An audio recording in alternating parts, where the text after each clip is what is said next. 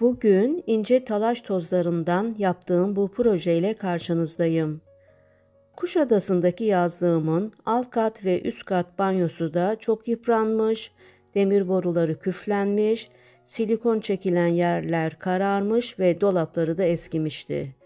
20 yıl sonra her iki banyoyu da tadilattan geçirdim, dolaplarını da marangozum Ümit'e yaptırdım. Bu süreç içerisinde Ödemiş Sanayisi'ndeki atölyesine defalarca gidip geldim. Dolapların kesiminde çıkan talaş tozlarından da bu bibloları çalıştım. Marangozum Ümit, iletişim nosunu da bırakıyorum. Hazine bulmuş gibi bütün talaşlara el koydum. Yıllar önce de bu talaşlardan elmalar çalışmıştım. Evet, bu talaş tozlarıyla yaptığım bibloları sizlere bugün en ince detayı ve ayrıntısına kadar anlatacağım. Sonuna kadar izleyiniz derim. Biraz uzun bir video ama harika bir geri dönüşüm projesi oldu. Bu arada İzmir Ödemiş'ten herkese merhabalar ve kanalıma hoş geldiniz. Ben emekli resim iş öğretmeni Hatice Taşkoyan. Hazır mıyız? O zaman başlayalım. Hobi, market ve züccaciyelerde satılan plastikten yapılmış bu biblolardan esinlendim. İzin alıp resmini çektim. Eve gelip resme bakarak çizim yaptım. Projemize bu talaşları eleyerek başlayalım. İnce talaş tozlarından bu bibloları çalıştım. Üste kalanları da atmıyorum. İri talaşlarla da muhakkak başka projeler çalışılabilir. Üsttekileri ayırdım. Alttakileri 2 su bardağı olarak projemde kullanacağım. 2 su bardağı talaş, 1 su bardağı şeffaf ya da çiçek tutkalı, yerine görünür ahşap tutkalı da olabilir. 1 su bardağı buğday mısır nişastası ve bebek yağı, yerine zeytinyağı ya da çiçek yağı da olabilir. 2 su bardağı elediğim talaşı kabın içerisine boşalttım. 1 su bardağı mısır nişastasını ilave ettim. Buğday nişastası da olabilir. Ve 1 su bardağı ben şeffaf tutkal kullandım. Tamamen sıyırdım. En son bardaktakini de elimle alarak bu şekilde değerlendirdim. Fiyatlı bir tutkal olduğundan bardaktakini de aldım. Ve güzelce yoğurdum. Kaşıkla sıyırıp daha sonra tezgah üzerine alarak pekiştirmeye başladım. Çünkü tezgahın üzerinde daha sert toplanan bir hamur kolayca pekişmekte. Kil hamuruna benzedi. Kağıt hamurundan daha da farklı ve çok güzel bir hamur oldu. Bebek yağı ilave ettim. Dediğim gibi zeytinyağı, çiçek yağı da olabilir. Bir yemek kaşığı, bir çorba kaşığı kadar. Elimdekileri de sıyırdım ve geri kalan malzemeleri toparlayıp elimi yıkadım ve biraz daha bebek yağı ilave edip güzelce toplanan bu hamuru poşetin içerisine yerleştirip proje için hazırladım ve harika bir hamur oldu. Kil hamuruna benzeyen bu talaş hamuru oklavayla çok rahat açılmakta, şekil almakta, sulandırılarak da çatlakları giderilmekte. Ben bunlardan 2 poşet hazırladım. 4 biblo için biraz arttı. Hamurumuz merdane, nişasta, sukulent kapları, 5,5 santim genişliğinde, yüksekliği 5 santim, taban kısmı 4 santim en küçük sukulent kaplarına ihtiyacımız var. Ve ayrıca huniye üzerine koyarak kurutacağız. Ahşap boyalar, modelleme kalemleri olmasa da olur. Fırçalar, bıçak, makas, asetat kalemi ve teneke kalıplara ihtiyacımız var. Bu kalıpları nasıl yapıldığını anlatacağım. Çok kolay. Konserve tenekesi ya da ayçiçek, zeytinyağı tenekelerinden muhakkak bir kenarda bulundurun. Bunlarla kalıp hazırlayabiliriz ve 3'e 3, 1,5'a 2,5 ağız ve gözler için parçalar kestim. Bu makası teneke kesimi için kullanıyorum. Ve hazırladığım bu parçaları önce ağız ile başlayalım. 3'e 3. En altlarını 1-2 milim içeriye girdim, çizdim. Çünkü üst kısmı 3, alt kısmı 2,5 santim olsun. Hafif ağız kısmı 2,5 santimlik bir alanda çalışalım. Karga burun ile kıvırdım. hafif yuvarlattım. Yarım ay şeklinde. Hamura da basarsak şekli nasıl olduğunu kontrol edelim. Evet, benzedi daha önceki kalıbıma. Biraz bozukluk var. Düzelttim. Tamamdır. Ağız kalıbı biblo için hazır. 1,5'a 2,5 santim çizip kestiğim bu teneke parçasını da yine kargo burun yardımıyla bu şekilde yuvarladım. İçerisine ince bir kurşun kalem sığacak genişlikte düzelttim.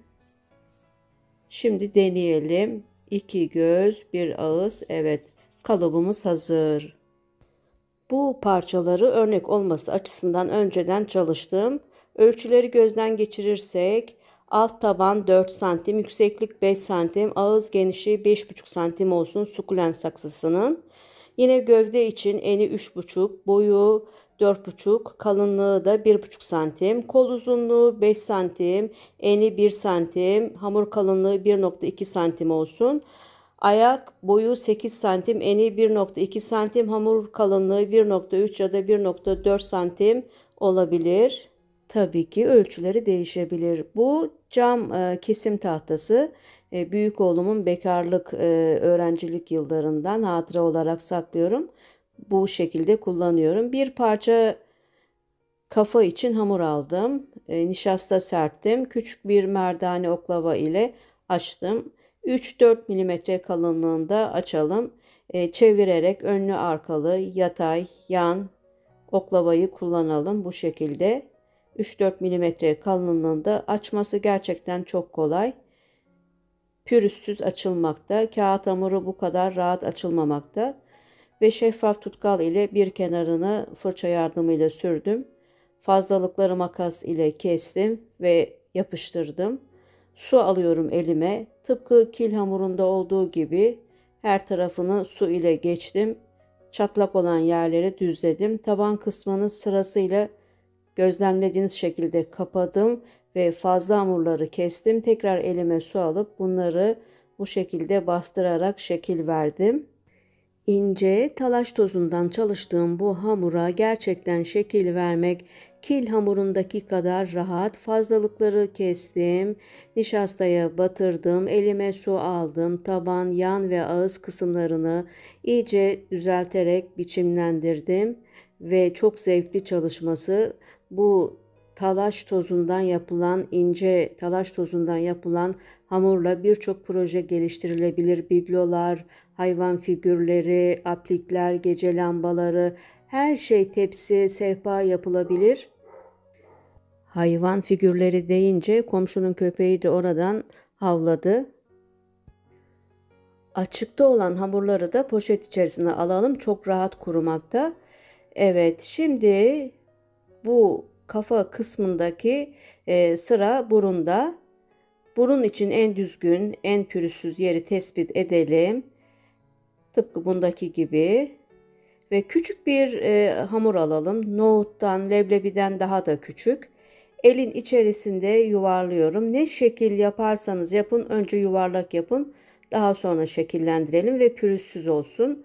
Tam merkezine, ortasına tutkalı sürdüm ve yuvarladığım bu minik hamuru da yapıştırdım. Ve burnumuz da tamam. Şimdi hazırladığımız kalıpları önce ağzı burundan biraz aşağıda ortalayarak bastırdım ve kurşun kalem ile gülen yüz yaptım. Tekrar bastırdım. Şimdi sıra yuvarlak gözde. Yine burunu hizalayarak hem ağzı hem burnu hizalayarak çalışıyorum.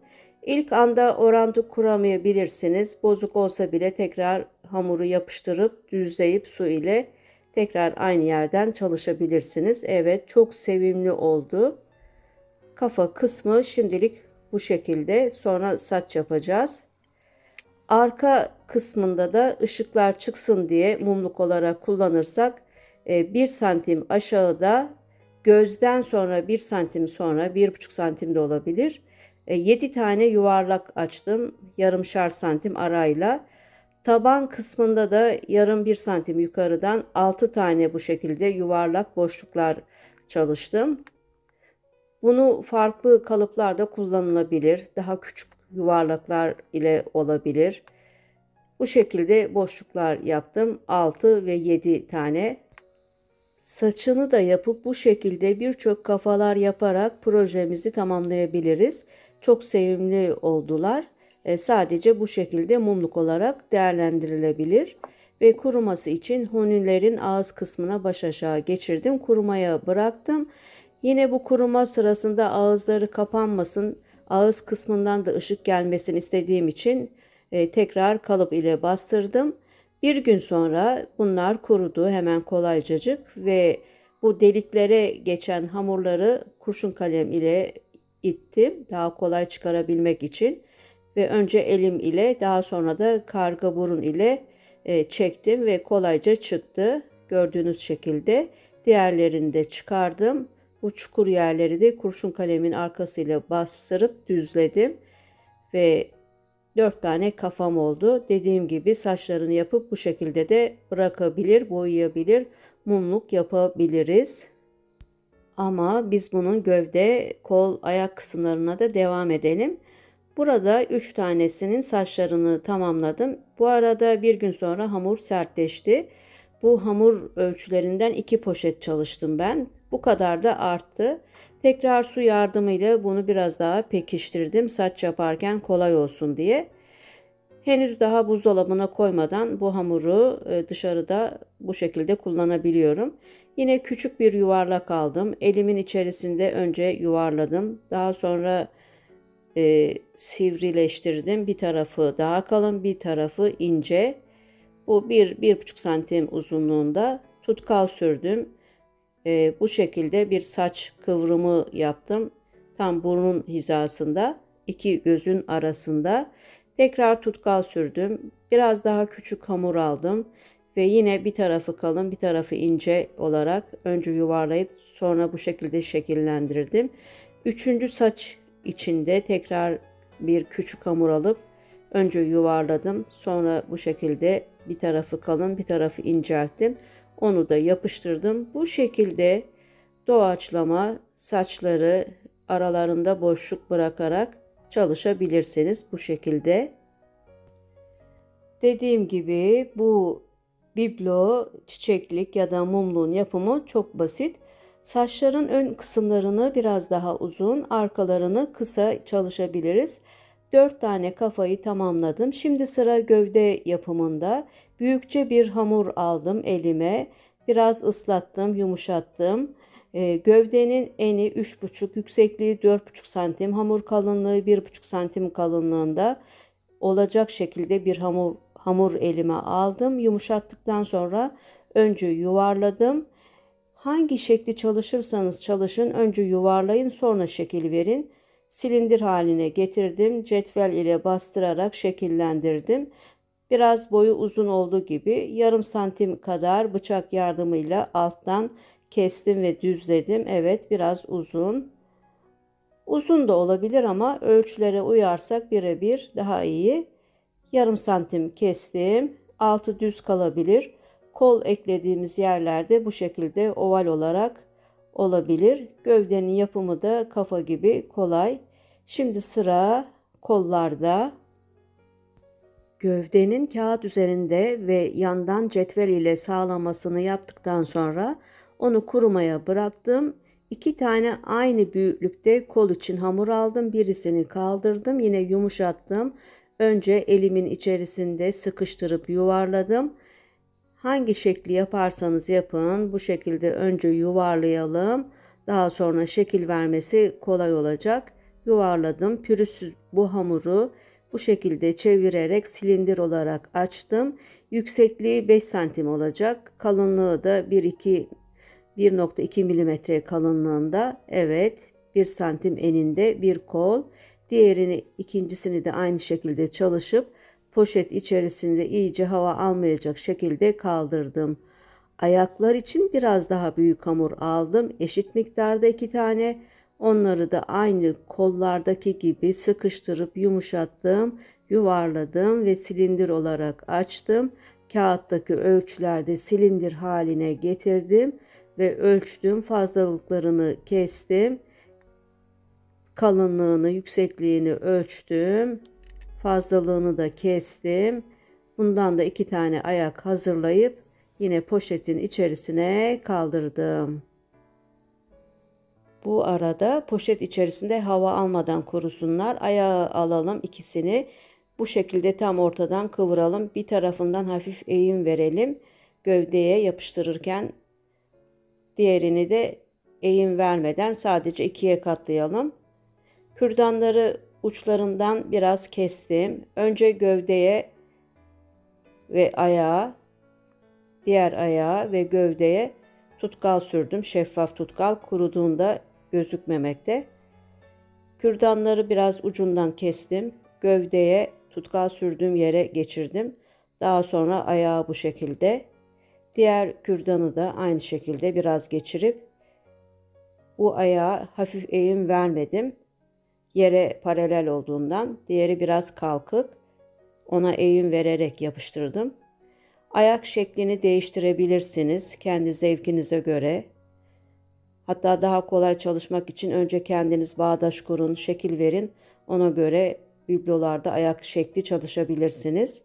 Ama uzunluk ve kalınlıklarını aynı yapın. Sadece ikiye eşit olarak katlayın ayakları. Evet, bu tamamlandı. Kurumaya bırakıyorum. Tabii bu arada diğer ayakları da ben çalışmadan önce gövdedeki kol kısmına geçtim. Kürdan geçirdim. 5'er santim uzunluğunda kurumadan poşet içerisinde beklettiğim bu kolları tutkalladım. Gövdeyi ve kürdanları tutkalladım. Bu uzunlukta ve kalınlıkta yaparsanız kol uzun gelmez. Ölçülere birebir uymaya çalışırsanız çok kolay çalışırsınız. Verdiğim teknik bilgilere de uyarsanız gerçekten kolay. Gidişat bu şekilde. Evet, gayet kolay. Diğerlerini de ayak biçimlerini farklı olarak çalıştım. Sizler de farklı ayak biçimleri çalışabilirsiniz. Gördüğünüz şekilde. Kollar, gövdeler, ayaklar kuruya dursun. Kadensenin koyu oksit sarı boyası ile ince fırçayla saçları taşırmadan güzelce dördünü boyadım. Yine metalik altın gold yaldızlı boya yassı fırça hiç sulandırmadan boyadığım bu sarıların üzerinden hafif eskitme yaptım. İstediğiniz renk boyayabilir, istediğiniz renk metalik boya ile eskitme yapabilirsiniz. Ben elimde sarı boyalar vardı. Onlarla tamamladım. Metalik boya ile eskittim. Herkes makyaj videosu çeker de ben çekmez miyim? Keçeli kalemlerle yanaklarını sürdüm. Biraz pamuğu ıslattım. Bu sürdüğüm allıkları dağıttım, natürelleştirdim. Yine dudaklarını da keçeli kalemle boyadım. Asetat kalemiyle de boyanabilir dudaklar. Ve dördü de birbirinden güzel oldu. Makyajlar hazır. Şimdi sıra kolye yapımında. Kürdana 4 tane kafa için üçerli küçük küçük yuvarlaklar çevirip kolyeler yaptım, geçirdim. Delikler oluşturmuş oldum. Kurumaya bıraktım. Kuruduktan sonra yine Cadence'nin yeşil boyaları vardı. Onunla boyadım. Boyalar kuruduktan sonra bunları çıkardım ve mumlu iplere dizdim. Kolyelerimi de hazırladım. Buraya kadar videoyu sabırla izlediyseniz bundan sonra da izlemeye devam edelim. Çünkü birkaç püf nokta ile bu projeyi tamamlayacağız biraz sonra. Şimdi kola, gövdeye ve diğer kola tutkalı sürdüm. Kolyeyi ortalayarak yapıştırdım. Daha sonra çok az bir hamur aldım. Silindir haline getirip buraya yapıştırdım. Fazla iplerini kestim. Yine kafaya da tutkalı sürdüm. Bu hamuru muhakkak koyunuz daha sağlam yapışması için. Önden ve arkadan çıkıntıyı ortalayıp güzelce gövde ve kafayı yapıştırdım. Diğerlerini de ve gerçekten hem sevimli hem harika bir geri dönüşüm oldu. Şimdi Cadence'nin taş verniği ile bir tanesini vernikledim. Çünkü çok parlaktı. Hoşuma gitmedi. Geri kalan 3 tanesini şeffaf çiçek tutkalığını biraz sulandırdım. Koyu ayran kıvamında. Diğer 3 tanesini bu şekilde vernikledim. Daha mat oldular. Hiç vernikleme yapmayabilirsiniz. Mat olarak da kalabilir. Bunları da bu şekilde güzelce fırça yardımıyla vernikledim. Kuruduğunda yarı mat olarak kaldılar. Bu halde kalsalar herhalde korkunç olurdu. Birkaç saat sonra kurudular ama siz olun. Vernikleme işlemini biblolar iyice kurusun 3-4 gün sonra yapalım. Ben biraz aceleyle vernikledim. Şimdi dekor zamanı, en güzel zaman. İster pilli mumluk yerleştirebilirsiniz. Görüntüsü süper. Hem önden hem arkadan görünüşleri bu şekilde. İster mutfaklarınızda kürdanlık olarak kullanabilirsiniz. Çok amaçlı. İster yapay çiçek yerleştirebilirsiniz. Ben bu projeye bayıldım. Hem kolay hem de çok dekoratif. Talaş tozundan yapılan bu hamur ile bu şekilde bir geri dönüşüm projesi çalışılacağını size söyleseler herhalde inanmazdınız. Mumluk yerine bu şekilde yapay çiçekler yerleştirebilirsiniz. Bu da çok şık durdu. Kolyelerine takım oldu. Ben bu bibloları artık bir merdivene, bir nişlere yerleştirdim. Her tarafta çok şık durmakta. Alt banyonun nişinde de daha önce kuru yapraklardan saksılar çalışmıştım. Onun yanına koydum. Bu videonun linkini de açıklamalar kısmına bırakıyorum. Onu da muhakkak izleyiniz. Üst banyoda da nişin içerisine yan yana 4 tanesini yerleştirdim. Mumluk olarak. Nitekim bu dolap tozlarından, talaşlarından yapıldı. Kardeş kardeş çok yakıştılar. Evet, bugün sizlere talaş tozundan bu harika kolay geri dönüşüm projesini anlatmaya çalıştım. Umarım beğenmişsinizdir. Umarım faydalı bir video olmuştur. Şimdilik İzmir Ödemiş'ten başka projelerde görüşmek ve buluşmak üzere. Hoşça kalınız, sevgiyle kalınız. Bir de asla hobisiz kalmayınız diyorum.